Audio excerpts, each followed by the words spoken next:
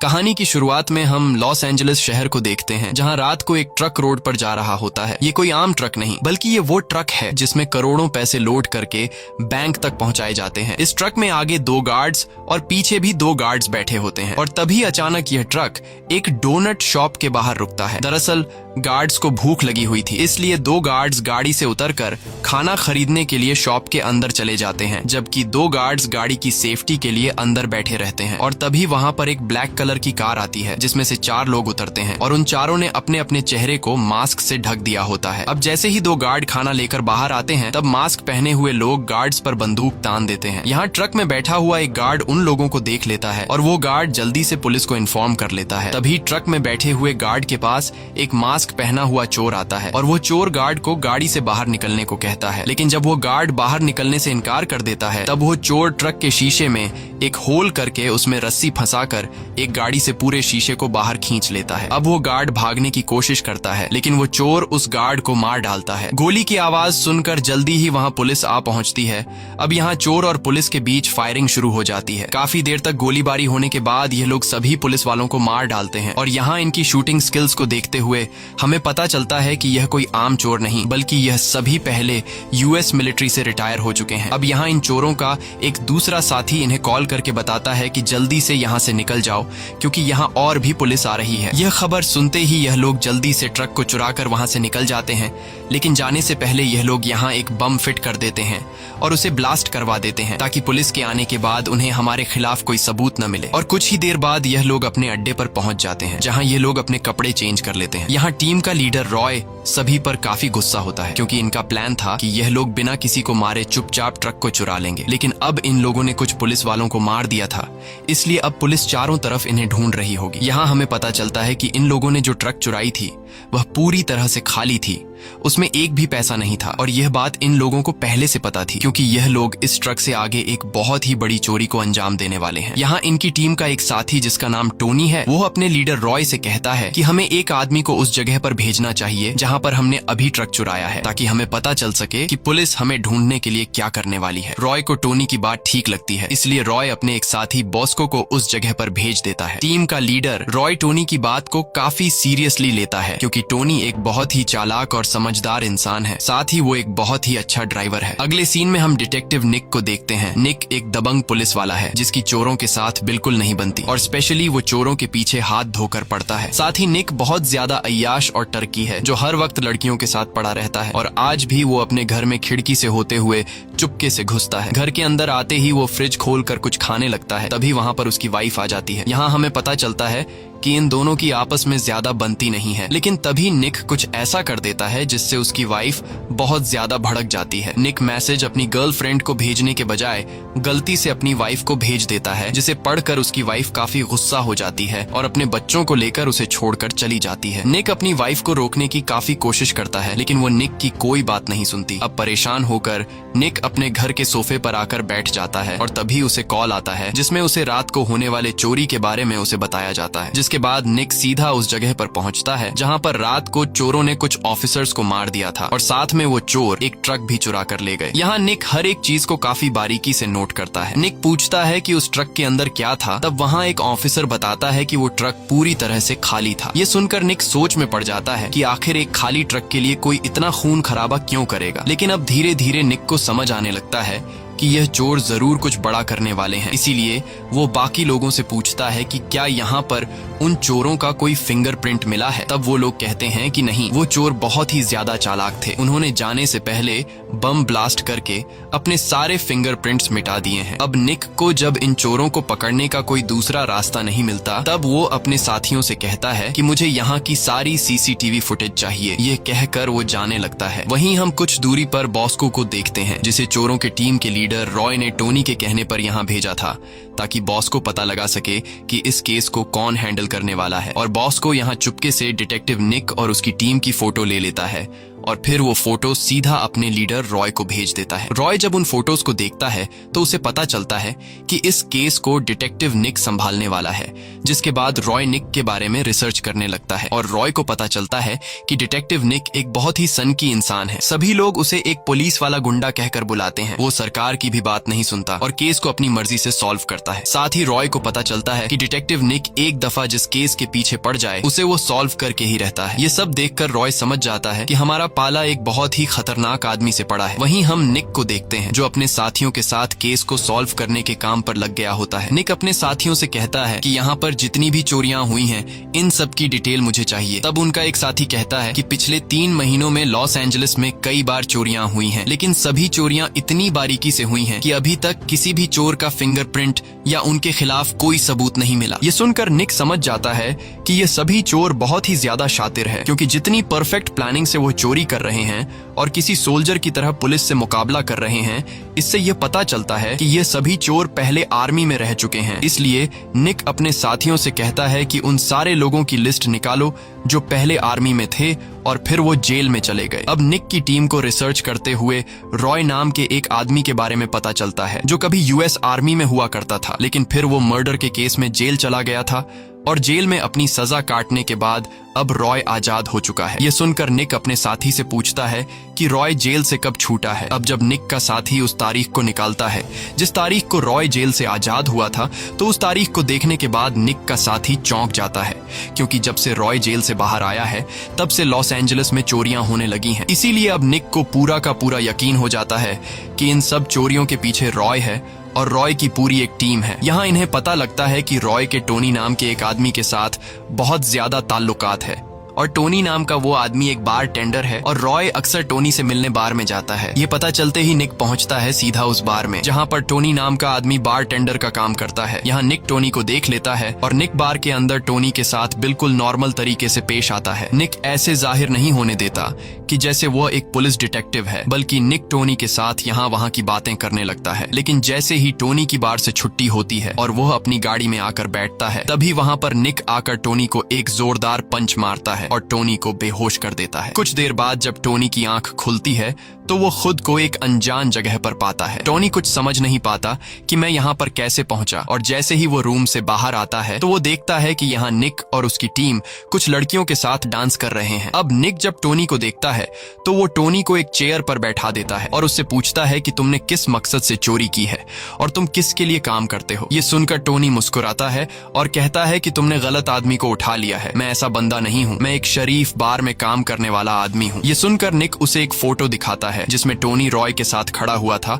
और निक टोनी से पूछता है कि इस फोटो में तुम इस आदमी के साथ क्या कर रहे हो। ये देखकर टोनी समझ जाता है कि इन लोगों को मेरी सच्चाई का पता चल चुका है, लेकिन टोनी फिर भी नहीं मानता और कहता है कि इस फोटो में मैं नहीं हूँ बल्कि वो कोई और आदमी है। तब निक का एक साथी टोनी से कहता है कि तुम अपनी मौत से सिर्फ एक कदम दूर बैठे हो और फिर भी झूठ बोल रहे हो, इसलिए तुम हमें सारी सच्चाई बता दो, नहीं तो मारे जाओगे। लेकिन टोनी कुछ भी बताने से साफ साफ इनकार कर देता है। यह देखकर निक को गुस्सा आ जाता है और वो वहाँ पर मौजूद सभी लड़कियों को बाहर भेज देता है, जिसके बाद निक टोनी को गले से दबोच कर उससे कहता है कि तू सोच रहा होगा कि हम तुझे जेल में डाल देंगे, लेकिन ऐसा बिल्कुल भी नहीं है। हम तुझे तब तक टॉर्चर करते रहेंगे जब तक तू सच बता नहीं देता। अब टोनी भी समझ जाता है कि यह लोग मेरे से सच निकलवाए बिना मुझे छोड़ेंगे नहीं, इसलिए टोनी पूरी बात बताने लगता है और कहता है कि मैं ज्यादा कुछ नहीं जानता, मुझे तो गन चलानी भी नहीं आती, मैं सिर्फ उन लोगों का ड्राइवर हूँ और चोरी के दौरान मैं गाड़ी चलाता हूँ। जिसके बाद निक पूछता है कि तुम इन लोगों के साथ पहली बार कैसे मिले। तब टोनी बताता है कि मैं जिस बार में काम करता हूँ वहाँ पर जितने भी लोग आते हैं उन सबको पता है कि मैं एक बहुत ही अच्छा ड्राइवर हूँ, इसीलिए एक दिन मेरे साथ बार में काम करने वाले एक आदमी ने मुझे बॉस्को से मिलवाया और बॉस्को मुझे लेकर के गया रॉय के पास। बॉस्को ने रॉय को मेरे बारे में बताते हुए कहा कि ये एक बहुत ही अच्छा ड्राइवर है। शुरू में रॉय को मेरी ड्राइविंग पर कुछ खास भरोसा नहीं था, लेकिन जब रॉय मेरे साथ टेस्टिंग के लिए कार में बैठा और उसने मेरी ड्राइविंग देखी तो वो मेरे ड्राइविंग स्किल से काफी इम्प्रेस हुआ और मुझे अपनी टीम में शामिल कर दिया। जिसके बाद मैंने उनके साथ पहली बार एक बैंक को लूटा। बैंक लूटने के बाद मुझे मेरे हिस्से के पैसे मिले और तब से ही ऐसा चल रहा है। मैं उनके साथ बैंक लूटता हूँ और मुझे मेरे हिस्से के पैसे मिल जाते हैं। इसके अलावा मैं और कुछ भी नहीं जानता, क्योंकि मैं गाड़ी लेकर बैंक के बाहर खड़ा होता हूँ और मैं गाड़ी चला करके उन्हें वापस लाता हूँ। तब निक पूछता है कि वो अगली चोरी कहाँ पे करने वाले हैं, जिस पर टोनी कहता है कि मुझे कुछ भी नहीं पता, क्योंकि मैं सिर्फ उनका एक ड्राइवर हूँ। वो लोग मुझे कुछ भी नहीं बताते। जिस दिन वो लोग चोरी करने वाले होते हैं उससे एक दिन पहले वो मुझे बताते हैं कि हम चोरी कहाँ करने वाले हैं, और चोरी करने के बाद वो लोग मुझे मेरे हिस्से का पैसा देकर मुझे भगा देते हैं। ये सब सुनने के बाद निक टोनी से कहता है कि तुम जा सकते हो, लेकिन आज से तुम्हें हमारे लिए काम करना होगा, और जो कुछ भी तुम्हें उनसे पता चलेगा तुम्हें हर एक बात हमें बतानी होगी। इसलिए मैं तुम्हें जेल में डालने के बजाय आजाद कर रहा हूँ। जिसके बाद टोनी वहाँ से जाने लगता है। अब निक के पास उन चोरों की पूरी डिटेल आ चुकी थी, लेकिन निक के लिए सबसे बड़ी मुसीबत ये है कि उसके पास कोई भी सबूत नहीं है उन्हें पकड़ने के लिए। इसलिए अब ये लोग इंतजार करते हैं कि कब वो लोग अगली चोरी करेंगे और ये लोग रंगे हाथों उन्हें पकड़ लेंगे। अगले सीन में हम रॉय को देखते हैं, जो अपनी पूरी टीम को गाड़ी में बिठाकर लॉस एंजलिस के सबसे बड़े बैंक के बाहर ले आता है। जिसके बाद रॉय अपनी पूरी टीम को इस बैंक के पास वाले बिल्डिंग में लेकर जाता है और कहता है कि यह बैंक लॉस एंजलिस का सबसे बड़ा फेडरल बैंक है, जिसे आज तक कोई भी नहीं लूट पाया, लेकिन हमारा अगला टारगेट यही बैंक है। रॉय कहता है कि ऐसा बिल्कुल नहीं है कि आज तक इस बैंक को किसी ने लूटने की कोशिश नहीं की, बल्कि इस बैंक को 57 बार लूटने की कोशिश की गई है, मगर हर बार चोरों ने अपनी जान गंवाई है, क्योंकि यहाँ की सिक्योरिटी बहुत ही ज्यादा स्ट्रिक्ट है। अगर कोई आदमी बाहर से इस बैंक को 2 मिनट से ज्यादा घूरने लगे तो गार्ड आकर उस आदमी को पकड़ लेते हैं। इसीलिए हमारा यहाँ से चोरी करना मुश्किल तो है, लेकिन नामुमकिन नहीं। इसके बाद रॉय अड्डे पर आकर अपने साथियों को प्लानिंग समझाने लगता है और बताता है कि इस बैंक में हर रोज 500 से 700 मिलियन डॉलर हर रोज कैश होता है। बैंक के अंदर इतनी बड़ी अमाउंट होने की वजह से हर एक जगह पर सिक्योरिटी गार्ड मौजूद होता है, और हमारे लिए सबसे बुरी बात यह है कि इस बैंक के पास हर एक नोट का सीरियल नंबर होता है और वह नंबर कंप्यूटर में दर्ज है। इसलिए अगर कोई इस बैंक से पैसा चुराकर उन पैसों को बाहर दुनिया के किसी भी कोने में खर्च करेगा तो बैंक वाले उस नोट के सीरियल नंबर से उस आदमी को ट्रैक करके 2 मिनट में पकड़ लेंगे, क्योंकि उनके पास नोट का नंबर है। अब ये सब सुनने के बाद रॉय के साथी पूछने लगते हैं कि फिर हम आखिर चोरी करेंगे कैसे। तब रॉय बताता है कि ये लॉस एंजलिस का सबसे बड़ा बैंक होने की वजह से लॉस एंजलिस में बाकी जितने भी छोटे बड़े बैंक हैं उन सभी का पैसा इसी बैंक में आता है, और जब ये लोग मशीनों से उन पैसों को गिनने लगते हैं तब यहाँ इस बैंक की मशीनें फटे पुराने और खराब हुए नोटों को अलग कर देती हैं। इसके बाद उन सभी पुराने और खराब नोटों को कंप्यूटर में डालकर उनका सीरियल नंबर कंप्यूटर के डेटा से खत्म कर दिया जाता है, और फिर उन नोटों को मशीन में डालकर बर्बाद करके कचरा बना दिया जाता है। इस तरह से बैंक के पास बर्बाद किए गए नोटों का कोई रिकॉर्ड नहीं रहता, और ये लोग हर रोज 500 से 700 मिलियन में से 30 मिलियन डॉलर कचरा कर देते हैं, और हमें उन पुराने खराब हुए 30 मिलियन डॉलर के नोटों को कचरा होने से पहले चुराना है। इस तरह से हम अगर उन नोटों को दुनिया के किसी भी कोने में इस्तेमाल करें तो बैंक वाले हमें नहीं पकड़ सकते, क्योंकि उनके पास उन पुराने नोटों का सीरियल नंबर नहीं होगा। तब इन बातों को सुनने के बाद सारे लोग सोच में पड़ जाते हैं और कहते हैं कि आखिर हम अंदर कैसे जाएंगे। तब रॉय अपने आगे की प्लानिंग समझाते हुए कहता है कि हमने बैंक का जो ट्रक चुराया है उसी से हम गार्ड्स के कपड़े पहनकर बैंक के पिछले वाले रास्ते से अंदर जाएंगे, क्योंकि पीछे वाले रास्ते पर ज्यादा सिक्योरिटी नहीं होती, वो लोग सिर्फ ड्राइवर को देखते हैं। लेकिन इस मिशन को अंजाम देने से पहले हमें एक आदमी को बैंक के अंदर भेजना होगा, ताकि अंदर वह बैंक का अच्छी तरह से जायजा ले सके। और अगले ही दिन टोनी उस बैंक के पास वाले रेस्टोरेंट में कुरियर बॉय की जॉब पर लग जाता है। अब जैसे ही बैंक के अंदर से एक लेडी खाना पार्सल ऑर्डर करती है, तब टोनी एक लेडी का खाना उठाने के बजाय 2 पार्सल उठाकर बैंक के अंदर चला जाता है। अंदर आते ही टोनी को अच्छी तरह से चेक किया जाता है और फिर काउंटर पर टोनी को एंट्री कार्ड दिया जाता है, जिससे वह अब किसी भी टाइम बैंक के अंदर जा सकता था। इसके बाद टोनी उस लेडी को खाना दे देता है। लेडी को खाना पहुंचाने के बाद टोनी बाथरूम में जाकर उस दूसरे पार्सल को बाथरूम के सीलिंग के ऊपर छुपा देता है। लेकिन वह जैसे ही बैंक से बाहर निकलता है, निक के टीम वाले उसे देख लेते हैं, क्योंकि निक के टीम ने पहले से टोनी पर नजर रखी हुई होती है। अब यहाँ निक के साथी जब निक को इस बात की खबर देते हैं कि टोनी लॉस एंजलिस के सबसे बड़े फेडरल बैंक के अंदर गया था, तो ये खबर सुनकर निक परेशान हो जाता है और कहता है कि उनकी इतनी औकात नहीं है कि वो लॉस एंजलिस के फेडरल बैंक को लूटे, क्योंकि उस बैंक को लूटना इम्पॉसिबल है और वो लोग इतने भी बेवकूफ नहीं हो सकते कि फेडरल बैंक को लूटने की कोशिश करें। लेकिन निक को अब भी डर रहता है, क्योंकि वह ये बात जानता था कि वो लोग मुझसे भी बड़े पागल हैं और वो लोग कुछ भी कर सकते हैं। इसी दिन रात को रॉय और उसके साथी रेस्टोरेंट में अपने फैमिली के साथ खाना खा रहे थे। तभी वहाँ पर डिटेक्टिव निक आ जाता है। यहाँ टोनी भी निक को देख लेता है और टोनी निक को देखकर घबरा जाता है, क्योंकि टोनी को डर था कि कहीं निक रॉय के सामने ये न कह दे कि तुम मेरे साथ मिले हुए हो, और होता भी ऐसा ही है। निक सीधा टोनी के पास आता है और उससे कहता है कि मैं तुम्हें जानता हूँ, हम लोग कुछ दिन पहले जिम में मिले थे, तुम यहाँ पर क्या कर रहे हो। ये देखकर टोनी के टीम के सभी लोग टोनी को शक की निगाहों से देखने लगते हैं। दरअसल निक ऐसा इसलिए करता है क्योंकि वह इन सभी को आपस में लड़वाना चाहता था और ऐसा करने में वह कामयाब हो जाता है। अब खाना खाने के बाद रॉय टोनी को अपने अड्डे पर ले जाता है। रॉय टोनी पर काफी गुस्सा होता है और अपने साथियों से उसकी चेकिंग लेने को कहता है कि कहीं टोनी पुलिस वाला तो नहीं। इसके बाद रॉय उस पर बंदूक तान कर कहता है कि तुम उस पुलिस वाले को कैसे जानते हो और तुमने पुलिस को हमारे बारे में क्या बताया है। तब टोनी यहाँ सब कुछ बताने लगता है और कहता है कि उन लोगों ने मुझे पकड़ लिया था और मेरे पकड़े जाने से पहले वो तुम सब लोगों के बारे में जानता है। उसने बहुत कोशिश की मुझसे सच्चाई निकलवाने की, लेकिन मैंने उन्हें पूरी सच्चाई नहीं बताई, बल्कि मैंने खुद को तुम्हारा ड्राइवर बताकर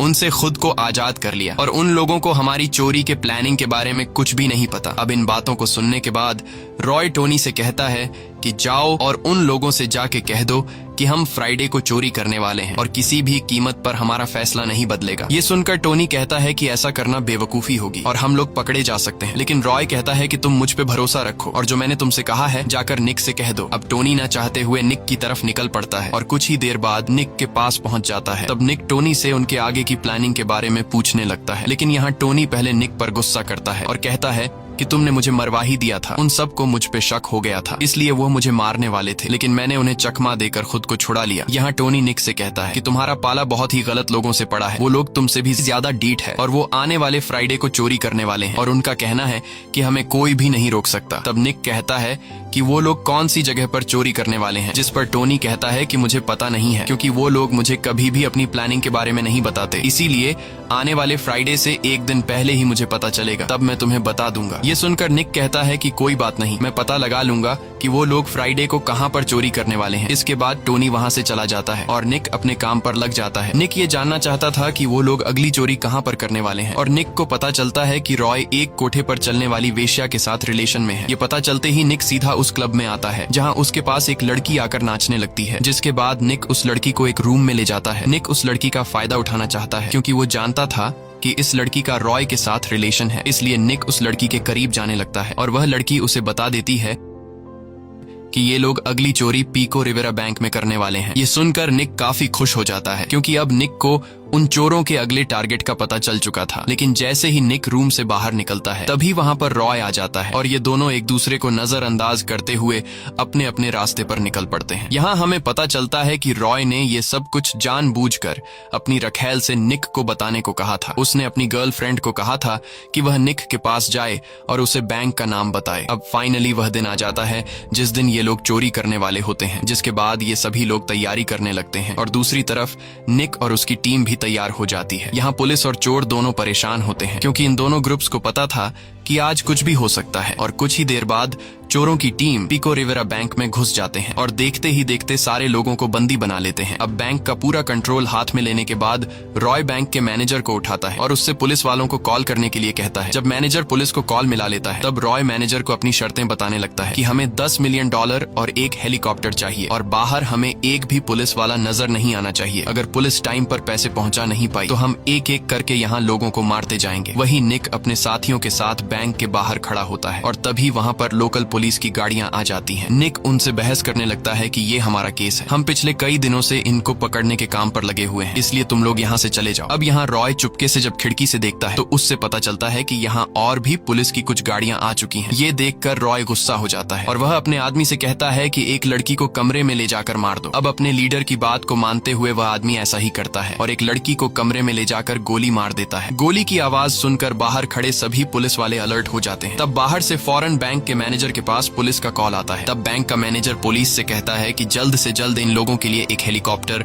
और $10 मिलियन का इंतजाम करो क्योंकि पहले ही टाइम पर पैसा न पहुंचने की वजह से ये लोग एक लड़की को मार चुके हैं और अब अगर तुम लोगों ने और देर की तो ये लोग हमें भी मार डालेंगे। तब पुलिस मैनेजर से कहती है कि तुम परेशान मत हो, हम जल्द ही एक हेलीकॉप्टर और पैसों का इंतजाम करने वाले हैं। तभी यहाँ हम चोरों के एक साथी को देखते हैं जिसका नाम मैक है। मैक एक हैकर है और उसने लॉस एंजलिस के सबसे बड़े फेडरल बैंक के फोन लाइन को हैक कर लिया है और मैक पीको रिवेरा बैंक में मौजूद अपने साथियों को कॉल करके बताता है कि तुम लोग जल्दी से ट्रक में पैसा लोड करो क्योंकि अब टाइम पूरा हो चुका है कि पीको रिवेरा बैंक से ट्रक में पैसा जाएगा लॉस एंजलिस के सबसे बड़े फेडरल बैंक में। जिसके बाद चोर मैनेजर को लेकर बैंक की तिजोरी के पास लेकर जाते हैं और उससे तिजोरी खुलवाते हैं। तिजोरी खुलने के बाद ये लोग तिजोरी से सारा पैसा निकालकर एक ट्रक में भर लेते हैं। अब सारा काम कंप्लीट होने के बाद ये लोग बैंक में एक बहुत ही बड़ा ब्लास्ट करते हैं। ब्लास्ट की आवाज सुनकर बाहर पुलिस को लगता है कि उन लोगों ने तिजोरी को तोड़ दिया है, लेकिन निक को कुछ गड़बड़ नजर आ रही थी और तभी निक की नजर वहां की सीवरेज लाइन पर पड़ती है, जिसे देखकर निक समझ जाता है कि ये तिजोरी नहीं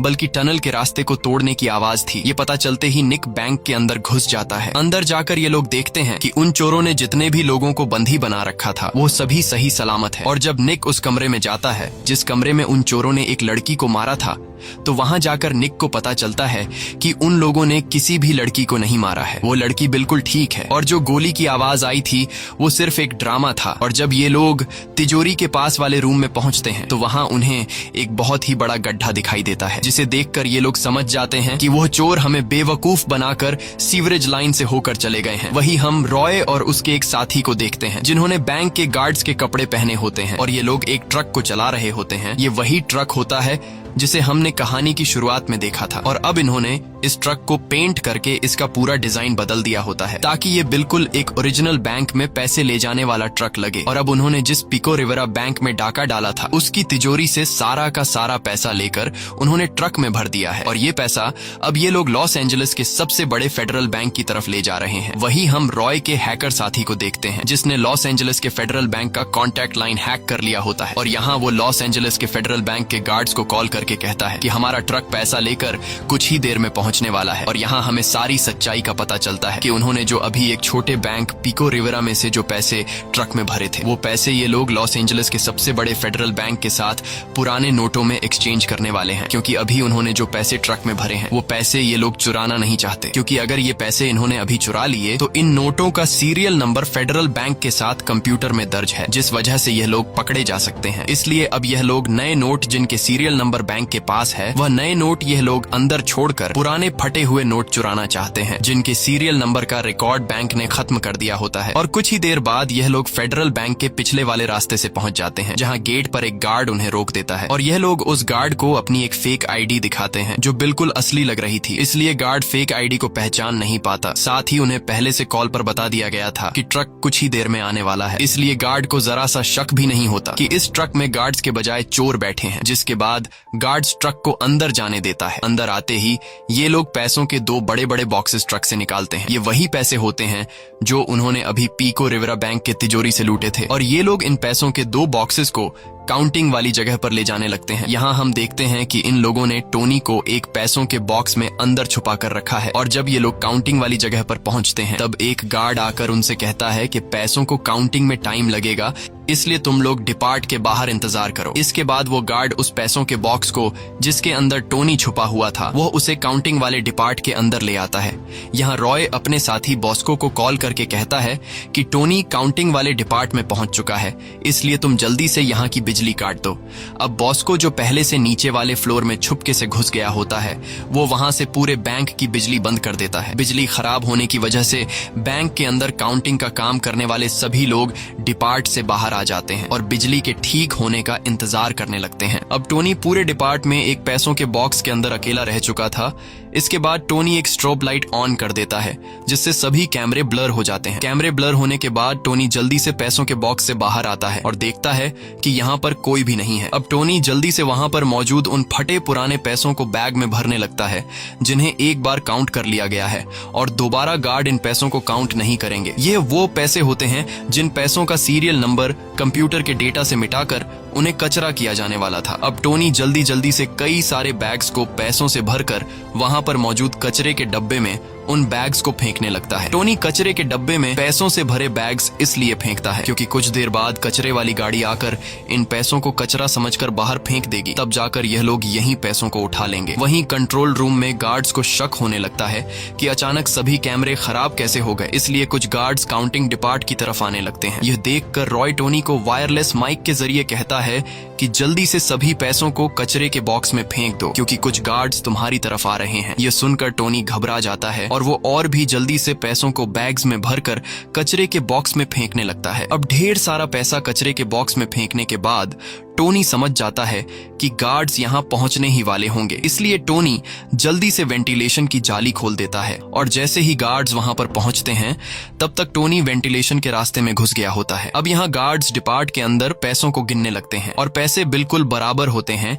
जितने पैसे पिको रिवेरा बैंक से आने थे वो पूरे के पूरे पैसे वहीं पर मौजूद होते हैं और गार्ड्स को बिल्कुल भी पता नहीं चलता कि यहाँ से पैसे चोरी हुए हैं, क्योंकि टोनी ने उन पैसों को चुराया होता है जो पैसे उन्होंने पहले से गिन लिए होते हैं। अब पैसे पूरे होने के बाद वो गार्ड्स रॉय से कहते हैं कि पैसे पूरे हैं, तुम लोग यहाँ से जा सकते हो। ये सुनकर रॉय और उसका साथी जाने लगते हैं और जितने भी पैसों को टोनी ने कचरे में फेंका था, अब वहां एक गार्ड आकर उस कचरे के बॉक्स को कचरे की गाड़ी में फेंकने के लिए ले जाने लगता है। वहीं बैंक के अंदर वो लेडी जिसने कुछ दिन पहले खाना ऑर्डर किया था, वो फिर से बैंक के पास वाले रेस्टोरेंट से खाना ऑर्डर करती है, लेकिन इस बार चोरों का साथी मैक कॉल उठाता है क्योंकि उसने रेस्टोरेंट का कॉन्टैक्ट लाइन हैक कर लिया होता है और मैक उस लेडी से कहता है कि तुम्हारा खाना 5 मिनट में तुम्हारे पास पहुंचने वाला है। अब यहाँ टोनी वेंटिलेशन के रास्ते से होते हुए उस जगह पर पहुंचता है जहां उसने कुछ दिन पहले वॉशरूम के सीलिंग के ऊपर एक पार्सल छुपा कर रखा था और टोनी उस रास्ते से नीचे आकर सीधा उस लेडी के पास जाता है और उन्हें उनका खाना दे देता है। इसके बाद टोनी